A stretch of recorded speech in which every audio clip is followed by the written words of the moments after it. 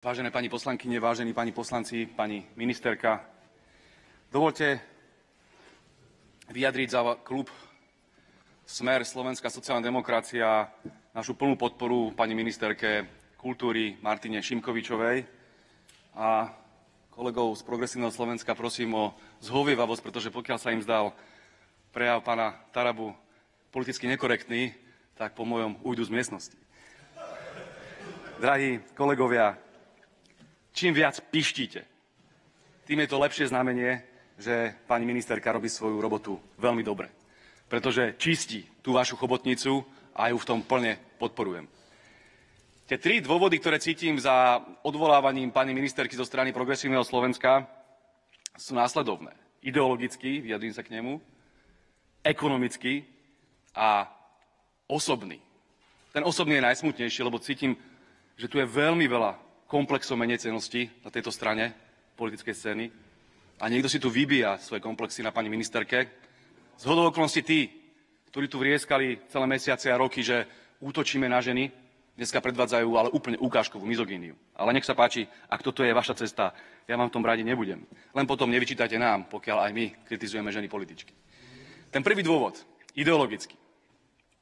Ono sa tu stretli dva pohľady na kultúru a vôbec na spoločenský život na Slovensku. Jeden je ten fanatický, progresivistický extrém, ktorý de facto absolútne odmieta čokoľvek slovenské a národné. Ja keď som počúval pani Plavákovú v úvodnej reči, ako hovorí slovo slovenský ľud, ju skoro naplo. Ju reálne skoro naplo. Ona povedala slovenský ľud s takým úšklebom. Tam si cítili tú nenávisť, akú cítia voči slovenskému národu, voči slovenskému ľudu, voči Slovensku ako takému. Lebo to nie je dostatočne západné, americké, hollywoodske, neviem aké. Oni tu chcú mať niečo cudzie. Oni sa hanbia za Slovensko, za to, že sú Slováci. Toto je to príšerné, čo my odmietame. A namiesto toho, aby hovorila o ochrane národného pokladu, národného bohatstva, národnej kultúry, ona tu hovorí o menšinách. Ona ešte v téme tejto tu hovoria o LGBTI plus, minus, delenokrát. Lebo to je najdôležitejšia vec na celom Slovensku. Neriešme chlieb pre ľudí, neriešme ekonomiku, neriešme sociálne veci, neriešme bežných pracujúcich ľudí, riešme to, aby mali transsexuáli toalety. Toto je najväčšia téma Progresívneho Slovenska. A keď tu niekto povie úplne so zdravým rozumom, bez toho, že by v tom mal nejakú veľkú ideológiu, že jednoducho riešme normálne veci a kultúra by nemala byť o tom, aby sa podporovali obrazy dvoch tučných homosexuálov alebo tance pritičiť transsexuálov, ale že podporujeme kultúru, ktorá má nejakú hĺbku, nejakú tradíciu, nejakú národnú úroveň, tak nie. Oni sa potom urážajú. A oni tu normálne šíria nenávisť voči Martine Šimkovičovej len preto, lebo chce chrániť národnú kultúru. Naozaj niečo, čo by Slovensko malo vidieť. A potom sa odvolávajú na také nezmysly, ako že tá ich partia slniečkarov vyzbierala nejakých počet internetových podpisov, vrátane Pamely Anderson, pozdravujem do Ameriky, že aj Pamela sa pridala takýmto spôsobom proti pani ministerke Šimkovičovej. To nemá úroveň, pani kolegovia. To nemá úroveň. My sme pred pár mesiacmi získali mandát na to, aby sme robili zmeny aj v kultúre. Vy ste prehrali voľby, vy si to stále neviete uvedomiť, vy ste prehrali voľby. Mimoriadne vtipné je na tom to, že ste potom vypísali vlastné referendum o tejto vláde, aká je strašne nepopulárna, však ste mali niekoľko tisíc ľudí v námestiach, všetci videli, že ideme padnúť a zrazu bum, 1,4 milióna ľudí sa postavilo za nás v prezidentských voľbách. Ako si to vysvetľujete? Kde pak soudruzi z PS udelali chybu? Zjavne nemáte podporu na to, čo tu teraz vyvádzate. Ale pani ministerka Šimkovičová má podporu na to, aby ochraňovala národnú kultúru. A ja aj veľmi tlieskam za to, že vám usekláte finančné zdroje a dala ich na strechu Slovenskej filharmonie. To bolo nádherné gesto. A tlieskalo celé Slovensko. Pochopiteľne, a tu teraz už narážam na tú druhú časť vášho dôvodu, pre ktorý odvolávate ministerku Šimkovičovú. Ten ekonomický dôvod. Lebo vy to tu hráte na všelijaké agendy, ideológie, dúha, nedúha, ale v konečnom dôsledku vám ide o kšefty, o váš biznis. Vy ste tam všetci nacucnutí cez tie vaše mimovládky na zdroje zo štátu. Vy tam máte úplný klondajk a teraz došla Martina Šimkovičová a vám ten klondajk zatrhla. Jednoducho tie peniaze vám prestali tiec a ste nervózni a preto ju odvolávate. Je to o tom. A namiesto toho, aby ste teraz dostávali peniaze na vaše nezmyselné projekty, dezinformácie, LGBTI a neviem čo všetko, tam sa mali hrnúť tie milióny, ktoré ste chceli, tak nie. Teraz pôjdu na filharmóniu, pôjdu na divadlo, pôjdu na normálnu národnú kultúru. Čo je na tom zlé? Na toto sme dostali mandát. Ja som presvedčený, že tá vaša progresivistická chobotnica, tie chápadlá, oni sú naozaj rozlezené v každej štátnej inštitúcii. Naozaj v každej štátnej inštitúcii. Vy to máte v tých komisiách, vy to máte na kultúre, vy to máte v školstve, v akadémii vied, všade. A najviac ich je pochopiteľné v tých divadlách, títo herci, ktorí dokonca ešte dokázali sprzniť aj odovzdávanie cien Slnko v sieti. Lebo namiesto toho, aby sa hovorilo o kultúre, namiesto toho, aby sa hovorilo o vážnych veciach, a keď už chceli teda robiť politiku, tak stále tu umierajú ľudia v Gaze, v desiatkách tisícov, alebo v Sudáne a tak ďalej, mohli vyzvať ľudí k zbierkam a podobne. Nie, oni tam riešili normálne krčmové, nenávistné reči proti našej vláde. Toto je úroveň slovenského herectva. A potom chodia na námestia s progresívnym Slovenskom na mítingy a tam vrieskajú ako paviáni. Kto sa má na to pozerať, aký majú na toto mandát? Ale keď to urobia herci, tak ich tu všetci vytlieskávajú, ale pokiaľ svoj politický názor povie Attila Vek, tak ho treba zničiť. Treba mu zobrať zmluvy, treba ho nejakým spôsobom korporátne šikanovať. Toto je ten rozdiel medzi tými hercami, ktorí podporujú vás, progresívcov, a tými, ktorí majú zdravý rozum a chcú takisto vyjadriť svoj slobodný názor. Lenže to potom vy poviete, že to je dezinformácia, že to už nemôže byť názor, že to už nie je sloboda, lebo to je dezinformácia. A na tom ste si vlastne urobili agendu. Vy lejete kopec miliónov do toho, že vlastne útočíte na slobodu slova, čo je ústavné právo, lebo si ho označíte, že to sú hoaxy, dezinformácie, hybridné vojny a neviem čo všetko. Ako to isté hovoril aj George Orwell vo svojom románe 1984. Postavte si ministerstvo pravdy, tam postavte pána Šimečku a ten bude rozhodovať, kto môže rozprávať a kto nemôže rozprávať. Lebo všetko, čo máme iný názor ako vy, je dezinformácia. Všetci musíme veriť tomu, že to je 76 pohlaví. Všetci musíme veriť tomu, že majú mať transsexuáli 3-4 záchody. Toto absolútne nerešpektuje slovenskú realitu a to, čo ľudia na Slovensku chcú.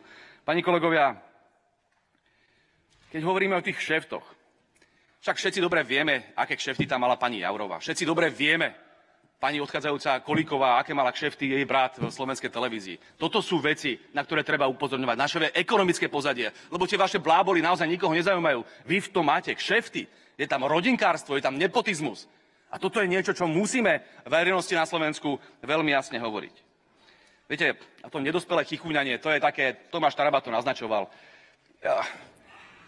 Viete, toto je Národná rada Slovenskej republiky a nie psychiatrická liečebňa. Pokiaľ máte nejaké komplexy, pokiaľ neviete prekonať iný názor, pokiaľ sa tu chichuňate a pubertálne zabávate ako v takom detskom tábore malé detičky, ktoré nevedia zniesť trošku kritiky, tak to naozaj svedčí o tom, že ste ešte nedospeli.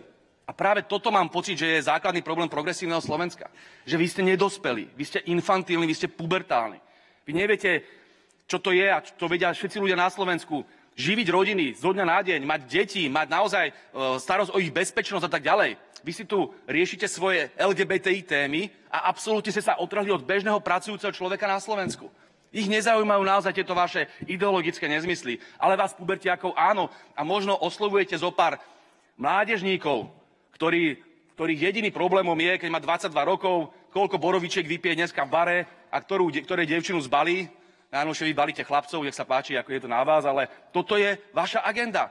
Ale potom tu máte dospelých ľudí, ktorí majú rodiny, deti a chcú tu mať bezpečnosť, sociálne istoty a normálny život. A nechcú tu mať experimenty zo západu, ktorí nám sem pretláčajú. A toto je veľká téma Európskej únie. A toto naozaj je problém a preto tieto voľby budú dôležité. Pán Pročko, preboha, prestaňte, však sa správate ako úplný orangután. Toto je vážny problém v Európskej únii, že či nám tu budú pretláčať túto neoliberálnu progresivistickú agendu, všetky tieto témy, dúhové témy, alebo či zachránime slovenskú národnú identitu. Toto je zásadný problém a o tom budú aj tieto voľby. A mimochodom, keď už aj Tomáš Taraba hovoril o doslova spiacich agentoch, ktorí ste tu mali po všetkých inštitúciách rozlezených, ako je možné, že za vás kandiduje Ódor, ktorý bol akože nezávislý premiér. Však je jasné, že bol celý čas progresívec. A teraz sa prezradil, spiaci agent bol prebudený a zase vám slúži otvorene. To isté pani Ostrihoňová. To je tá úroveň tej RTV, z tej vašej verejnoprávnej televízie. Že tu niekoľko rokov tlačila tú svoju progresivistickú agendu, ale že ona je vraj nezávislá, z okolností nikdy do svojej relácie nepozvala nikoho s iným názorom. A potom sa zrazu ukáže, že to je vaša kandidátka do Európskeho parlamentu. Tak na čo sa tu hráme? To isté Jančkárová, to isté Makara. Veď tam je úplne zjavná ich politická afilácia. A teraz sa budeme tváriť a predstierať, že to sú neutráli. Že vlastne verejnoprávna televízia si zaslúži slobodu. Vy nechápete, že tú slobodu si zaslúži v prvom rade človek na Slovensku? Slobodu normálne byť informovaný? A nie, že teraz 4 milióny ľudí má nejaký názor a tu si skupinka ľudí sprivatizuje médiá, reálne skupinka slniečkárov si sprivatizuje médiá, vrátane verejnoprávnej televízie. Všetky médiá chrlia, hlavného prúdu chrlia ten istý obsah, čiže to Denník, Aktuality, SME, RTVS, Pravda, všetci dokola to isté. Tá istá neoliberálna agenda, tá istá provojnová agenda, tá istá protiruská agenda, tá istá dúhová agenda, jak cez kopírák. Všade máte svojich spiacich agentov, ktorí postupne vyliezajú ako tá Ostrihoňová, ako ten Odor a tvárime sa, že to je v poriadku. Však musíme brániť pre Boha tú slobodu tých miliónov ľudí, ktorí jednoducho nemajú tie peniaze ako vaši oligarchovia, aby si založili médiá. Však kto založil Denník N? Už toto naznačoval kolega, myslím Andrej Danko alebo Tomáš Tarabák. Kto založil Denník N? Kto to odfinancoval? Milionári z ESETu. Kto odfinancoval Progresívne Slovensko? Milionári z ESETu. Kto financoval kampaň Čaputovej? Milionári z ESETu. Kto financoval Vala? Milionári z ESETu. Vy máte svojich oligarchov, ale tie milióny ľudí na Slovensku týchto oligarchov nemajú. A potrebujú štát, aby ich chránil. O tom je verejnoprávnosť. Že sa nemôže stať, že redaktor denníka SME vo verejnoprávnej televízii má reláciu, kde pravidelne pán Havran si zavolá hostí 4 a všetci majú totožný názor. On si ku geopolitickej situácii na Ukrajine zavolá Demeša, Bútoru, Káčera a Kňažka. Kompletne tie isté názory. To ako s prepáčením si predstavte, že by sme si my takýmto spôsobom vytvárali, že bude moderovať televízne diskusie Eduard Chmelár a zavolá tam Blahu, Čarnogurského, Michalka a ja neviem, Oskara Krejčího. A budeme sa 4 rozprávať o tom, aká je Amerika zlá. Rozumiete, aké to je absurdné? A toto ľudia vidia na Slovensku bez ohľadu na to, či fandia vám alebo nám. Oni vidia, že tu je strašná nespravodlivosť, že my nechceme iba obyčajnú vyváženosť. A vám by sa lepšie nepozeralo v tej televízii, keby tam bol normálny nestranný moderátor a nie redaktor denníka SME alebo vaša Ostrihoňová kandidátka. A boli by tam 2 hostia, povedzme, z jednej platformy, z ľavice a 2 hostia z pravice, povedzme. Nebolo by to zábavnejšie? Nebolo by to lepšie aj z hľadiska polemiky alebo národnej celkovo diskusie? Nie. Jednoducho vy chcete len totalitne ovládnuť diskusiu na Slovensku a každý, kto má iný názor, šíri dezinformácie, hoaxy a je hybridná hrozba, ruský agent, neviem čo všetko. Už tým unavujete ľudí. A unavujete tým ľudí naozaj niekoľko rokov, lebo to nie je iba otázka teraz aktuálnej agendy vojny na Ukrajine. To bolo v minulosti očkovanie. Niekto mal iný názor na očkovanie, okamžite to bol dezolát, Markíza nás dokonca takto označila, keď sme protestovali proti vláde. Všetci sme boli tí najhorší extrémisti. Jednoducho neviete prijať iný názor. V tom je ten problém. A tu je ten zásadný kultúrny rozdiel medzi nami. My máme vlastné vyhranené presvedčenie, sme vlastenci, sme ľavičiari. Ale jednoducho nikdy by sme si nedovolili zatvárať médiá napríklad, ako ste to robili vy. Nikdy by sme si nedovolili zatvárať opozičné weby. A to ste vy robili. A dneska vrieskate o slobode médií. Veď to je úplne absurdné. Preto ja som naozaj veľmi rád, že ministerka Šimkovičová sa vás nebojí. A to je to krásne. Preto vás tak provokuje. Že ona vás má na saláme. Tie vaše útoky, ten váš hejt, tá vaša nenávisť. Dokonca útočíte na jej rodinu, čo je podľa mňa absolútne neuveriteľné, ale vy máte vzťah k rodine taký, aký máte, takže sa to dá pochopiť. Vy netušíte, čo to je báť sa o svoje deti. A práve preto som presvedčený, pán Pročko, sadnite si späť do klietky, vás poprosím. Poprosím vás, pána poslanca späť do klietky. Poprosím vás všetkých sa trochu upokojiť, ale aj pán podpredseda Blaha by mohol trochu menej osobných útokov. Žiaden rešpekt v hodnote rodiny, absolútne žiaden. Chcete rozvrátiť Slovensko a Pročko, vy môžete vrieskať, koľko chcete. Nesprávate sa ako opica a prestaňte tu narušať rokovací poriadok. A poprosím vás. No a toto je úroveň slovenského parlamentu. Pročko, toto je progresívne Slovensko, toto je Olano. Nech sa páči, podajte si ruky.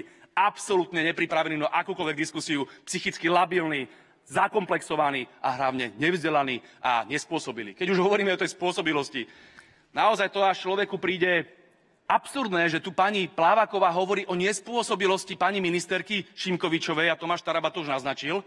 A vy ste ako poslanecký klub neboli ani schopní narátať do 30. Ako to je základná matematika, narátať do 30. To naozaj moja malá druháčka vie narátať do 30. Už vie aj nejakú malú násobilku. Vy ste narátali 28 ľudí.